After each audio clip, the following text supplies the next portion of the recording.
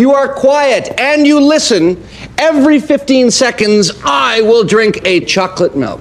To watch their teacher's joke, the whole class suddenly started paying attention. The milk kept disappearing, and the whiteboard filled up with more and more notes. After drinking all 25 cartons of milk, these students actually listened seriously for the first half of a class. For the first time, someone raised a hand to answer a question, and even got it right. 2 days earlier, Clark had taken over the worst class in all of New York. On his first day, the students gave him a brutal welcome. No one wanted to hear a single word he said. To make it worse, someone spray-painted his car. The next day, the classroom walls were covered with insults aimed at him. No one admitted to it, and no one turned in their homework. Clark finally lost his patience. Look at me! What do I want to do? Go to hell!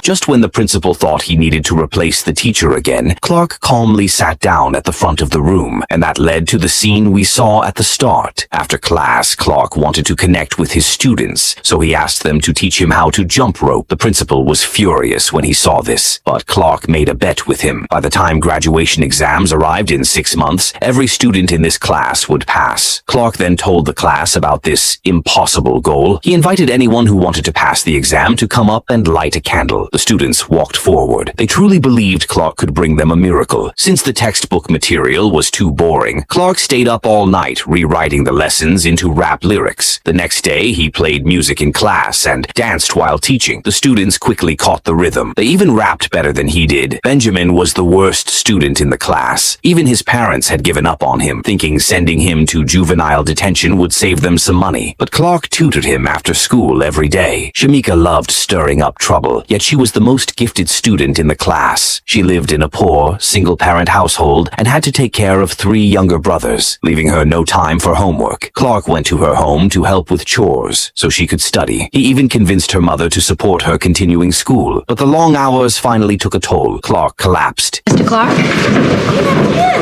Mr. Clark? He was taken to the hospital where doctors found he had pneumonia. He had to rest at home for 2 weeks. To keep the class from falling behind, Clark asked a friend to help him record lessons. The students watched his video lectures every day. To the principal's shock, these problem kids were more focused than ever. A week later, Clark brought Benjamin back after he almost got dragged into stealing with other kids. Clark pushed him into the exam room, determined to give him a chance. While the students took their tests, Clark paced outside like an anxious father, waiting for his child to be born. On the last day of the semester, the principal walked into the room. With all the students holding their breath, he announced every single student had passed, and their overall class score was the highest among all graduates that year.